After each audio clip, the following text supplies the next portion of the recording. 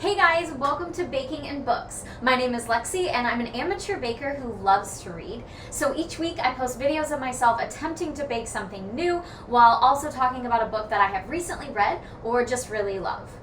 Today I am going to be making Enrollado. Forgive my terrible pronunciation, but it is obviously a Hispanic dish and I am not. So although I semi-speak Spanish, my pronunciation could be terrible. But to my knowledge, it basically means to roll, so it's like a roll-up cake. And I am super excited to dive into that this week with you guys. My friend Megan suggested this recipe to me because it is her favorite that her mom always makes for her. So while her parents were in town recently, I went over and learned how to make it so that I could presumably be called upon to make it whenever she wanted it. But what are friends for if you can't force them into making your favorite dishes occasionally? So this isn't totally new to me, but I did watch her mom make it more than I really helped. So I'm going to be making it all on my own today. I have an English translation of the recipe, so I should be good to go. And I'm super excited to try it on my own with all of the tips and tricks that her mom showed me. We are going to be talking about Gerald's Game by Stephen King. This is a very interesting book, and there's not a ton to talk about, but at the same time there's a lot to talk about. I don't know how else to explain it. It was a great book, but definitely like an anxiety-driven book for sure. So I'm interested to get into this with you guys today too. I think that's everything we need to cover, so let's go ahead and get started. Okay, so I'm going to start with a synopsis, as always. Basically, this book is about Gerald, who is like a high-powered lawyer, basically, and his wife, whose name is currently slipping my mind. Hold on, I'm struggling with these eggs. I'm trying to get the egg white for the first time, like, from the actual egg. If you guys have watched any of my past videos where I've kneaded egg whites, I've just bought, like, actual liquid egg whites. But this time I'm trying to get it all on my own, so it's giving me a little bit of a struggle. Hold that thought. Okay, wife's name is Jessie. I'm back on track now. So, Gerald and Jessie, they've been married for a long time. Whoop! No kids. High-powered lawyer, so, and, you know, their marriage is struggling after many years of, you know, not really doing too hot. They're finally admitting to themselves that their marriage is not doing super great, so they've been working on it, and they decide to take a weekend at their cabin, and this is October, so it's not a super busy time of year. There's really nobody else around. I mean, as far as they can tell, like, they're the only ones around.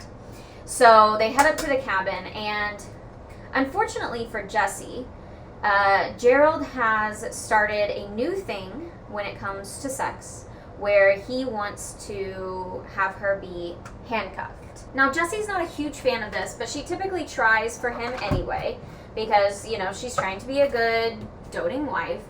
But today, she's just not having it. But Gerald is pretty persistent about playing this game, and Jessie, who's already handcuffed to the bed, lashes out at him with her feet, causing him to have a heart attack and fall dead on the floor. So that leaves Jessie in handcuffs with no way to get help. So the story is basically how she copes with being completely handcuffed to the bed, and she's going back and revisiting all these memories from her childhood, as well as her and Gerald's marriage and what led them to this point, and of course trying to get out of the handcuffs so that she can free herself. Now, because remember, this isn't like 2021, this isn't the days of Siri or whatever, where you could just say, you know, call the police, but like, that isn't a thing right at this time, so she's struggling to figure out how to get out of there and do it safely. This is not working. I don't know why we only have one of these, but I'm going to switch to a different mixer here really quick. I feel like at the end of the day, doing this will be faster than trying to do this by hand, so you'll have to forgive me if you like miss out on some stuff. That's just the way it's going to be. So, as you can probably tell from the synopsis, it's a little bit gruesome and pretty anxiety-driven. It's a lot of just, like, worrying that she's going to get out of this situation, or how is she going to get out of this situation. But it's definitely a good story, and I'm looking forward to diving a little bit deeper into it with you guys. Here's the thing. If you haven't read this story and you don't want spoilers, you're going to want to skip ahead until it says no more spoilers, because you can see how our cake turns out, and not have to worry about getting the story spoiled for you. But if you've already read this story or you just don't really care about spoilers, then stay with me. I'm still trying to mix the egg whites. Obviously, I don't have a great blender. I don't have a fancy one, so it takes a little bit longer. But I think we're close to being able to start adding in other ingredients, which will be great. And we're going to dive a little bit deeper into the book and those feelings of dread and anxiety that came with it. So stick with me if you want to. If not, skip ahead, and we'll keep going. We're really close, so I'm wondering if just like whisking it by hand for a little while will be good. Because I think you're supposed to use an attachment that looks more like a whisk, but I don't have two of those, as you saw earlier. So we just have these, and they've gotten it pretty far, but I think we might get a little bit further if we just whisk this bad boy up on its own. Okay, so let's dive in a little bit deeper. First and foremost, and I mean this in the best way possible considering this is a fictional character, it's really hard to feel bad for Gerald. I mean, like, I'm not trying to say anything bad about his fantasies or, like, wanting her to be tied up or whatever. Like, as long as you do it safely and it's consensual, then, you know, I don't care what you do in the bedroom. But my issue with it is that it clearly wasn't going to be consensual this time around. Like, he knew, I mean, I guess you don't really know because the book's from Jesse's point of view, but it's pretty obvious that it feels like she's right in the fact that Gerald is not about to just stop. He knows she's not playing. He knows she's uncomfortable, and he's going to go ahead and do it anyway because that's the kind of mood he's in. And something about that, something about the idea of her struggling and the idea of rape, it seems to be exciting him. So the fact that he just like has this terrible heart attack and falls dead, sorry, it's kind of hard to feel bad for you because you were being a really crap human being, let alone a really terrible husband. And honestly, it kind of sounds like he had been a terrible husband to begin with because he wasn't really listening to her, and he wasn't really, I don't know, just, he wasn't focused on the activity itself, like bonding with her and fixing their relationship. Sounds like he was more just interested in getting off. And that's just, I don't know, to me that's like, that's not what a healthy relationship should look like. So that irritates me personally as a human being. The thing about this book is that there's definitely a lot of gross stuff in it. Like, as soon as the dog is introduced into the story, I just rolled my eyes because I knew it was going to be something disgusting. Like, the last thing I need is to hear about this dog, like, coming and ripping apart this man's face, you know? So that was the part that I was like, oh, please don't talk about that, please don't talk about it. But, of course, we had to talk about it because it's Stephen King, and he does not allow us to have moments of reprieve there. I mean, it's gonna be gross. That's just the way it's gonna be. Okay, I think we are there. So now we can start adding our other ingredients. So the dog is like, every time the dog entered the story, I just wanted to be like, no, please, no more of the dog, please. But again, you know, we're not gonna get that kind of reprieve. So this poor dog, like, I do feel bad for him, especially when he takes the time to give the dog the little backstory. Like, I do feel bad for the dog because he's obviously been through a lot. Like, what kind of master just abandons their dog on the side of the road? If you have ever done that, or you know somebody that does that, that's really shitty, and you need to, like, go to confession or something. Like, that's a terrible thing to do. And I don't care who you are. That's a terrible thing to do. So it's like, I definitely see where Jesse's coming from, though, because I feel like I too have a love-hate relationship with this dog. Because while I feel bad for it, especially once we get the dog's full story, I also think it's absolutely disgusting what the dog is doing. And so I'm having trouble, like, I start having trouble feeling bad for the dog because I know it's just trying to eat and it's just trying to live its life, but it's doing it in such a gross way that I have a hard time, like, being okay with that. But I mean, I do feel bad for the dog because it's not his fault that he's just like trying to stay alive, you know? The biggest thing about this book was just there was so much anticipation, just so much anxiety of, was she gonna get out? You know, it was like everything she tried just seemed to, there was another obstacle in the way. And like even just getting, you know, the water from above the nightstand was like a whole thing. And, you know, and you start like picturing yourself in that situation and being like, okay, what would I do in that situation? How would I maintain my sanity? How would I go about getting out of there safely? And it's hard because you just want to be like, well, Jesse, why don't you try this? Or, you know, why don't you just like try to stand up or whatever? But it's hard because we're not in that situation, and I would hope to never be in that situation, obviously. But then at the same time, you're just like, how in the world is she going to manage to get out of this? Like, this is such a shit show. Like, I just have no idea how she's going to manage this. So the whole thing is just, like, cringeworthy. And then you slowly start getting that look into her past and, like, all the different things she went through with her dad, which is just awful. Like, it's awful knowing that she had to go through that molestation at such a young age.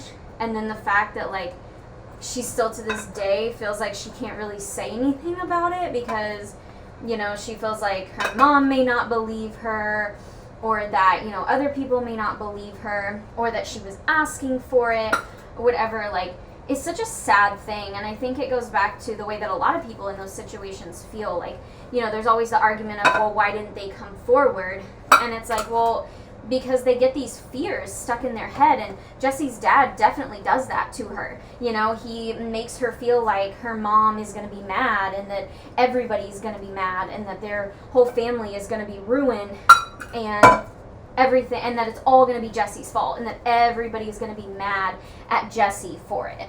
So it's like, no wonder she doesn't want to tell, because she's already feeling scared about everything that's happened. She already, like, doesn't really understand what happened.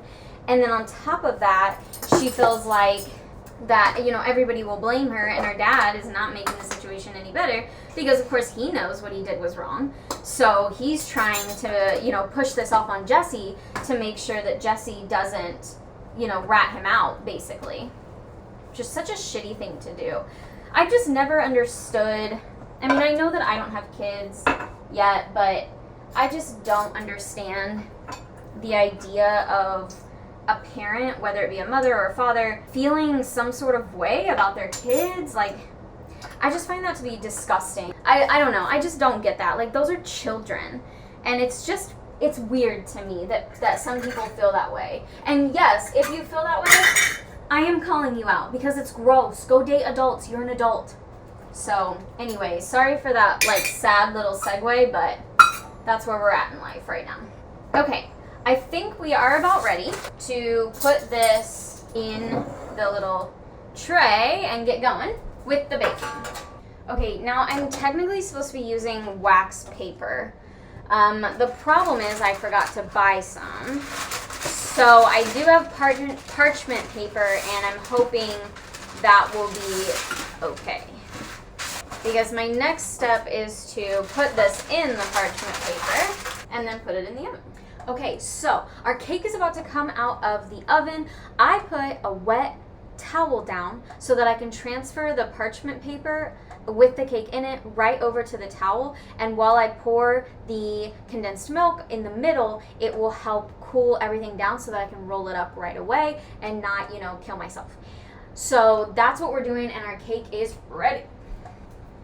Okay, here we go. We're gonna transfer it over. Oh God. Ah! Okay. We're doing good. It looks nice, although it looks like it might have also gotten a little bit too cooked, so we'll mess with that when we have to mess with it. The last thing I was just going to say about the book is that I felt like the ending part dragged. Like, once she got out, was like, I don't want to say rescued, but essentially, like, once she got out and she was, like, rescued from the situation, I feel like the ending just kind of dragged quite a bit, for which I was unprepared for that to happen. Okay, here we go.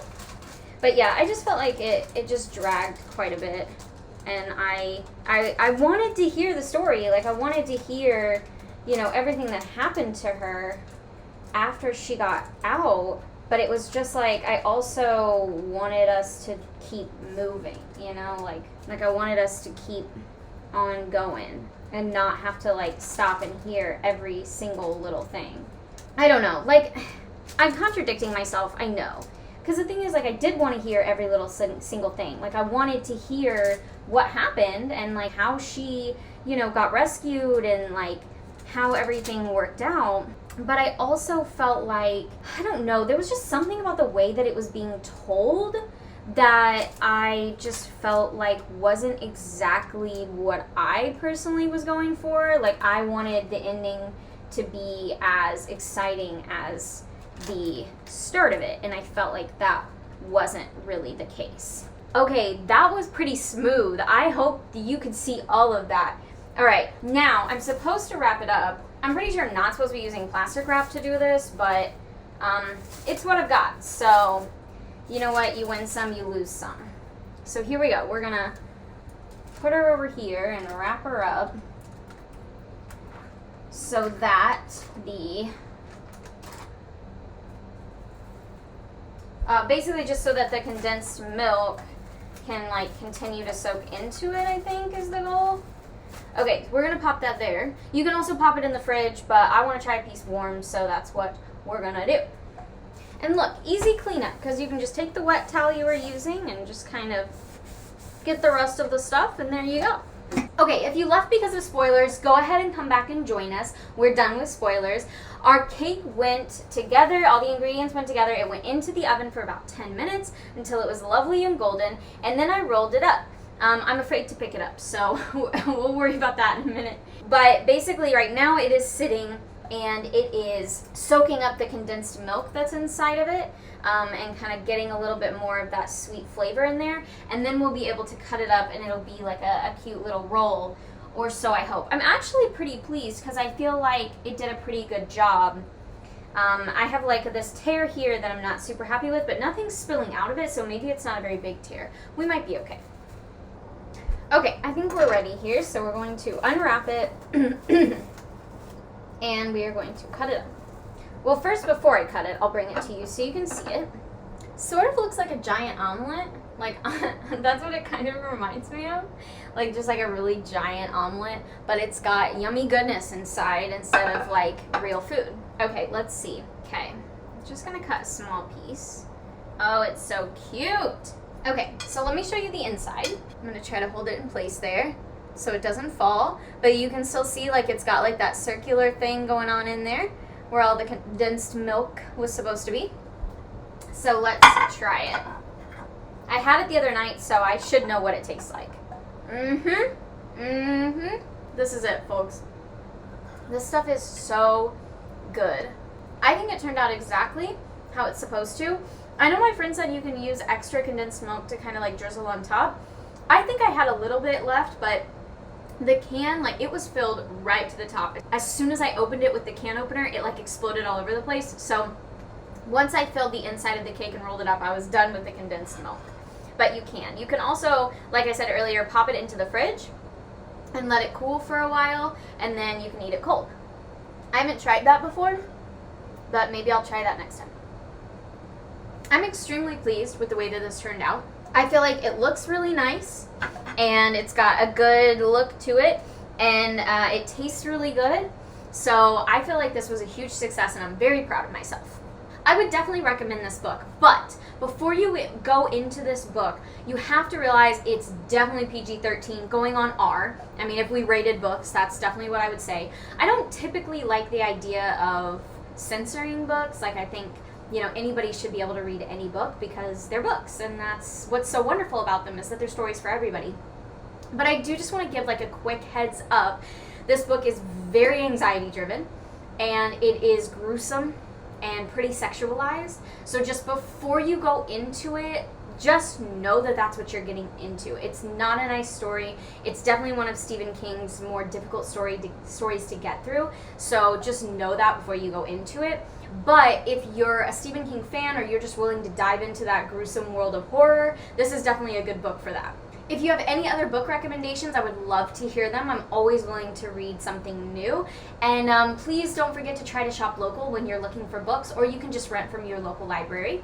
If you have other recipes that you want me to try, send them my way. I'm willing to try anything, even if it goes terribly, but today was a success, so maybe that's a good sign that we're definitely getting somewhere in the baking world. Thank you guys so much for hanging out with me today. I really, really appreciate it. Those of you that take your time to watch and like the videos, I really do appreciate it. It means so much to me. And if you have fun today and you haven't already, please like and subscribe, because I'm here for you every week trying to do something crazy and a little bit hot mess-ish. Hot mess-ish? I don't know, whatever. I'm a little bit of a hot mess, but sometimes a successful hot mess. So thank you guys for hanging out with me today, and I will see you next time.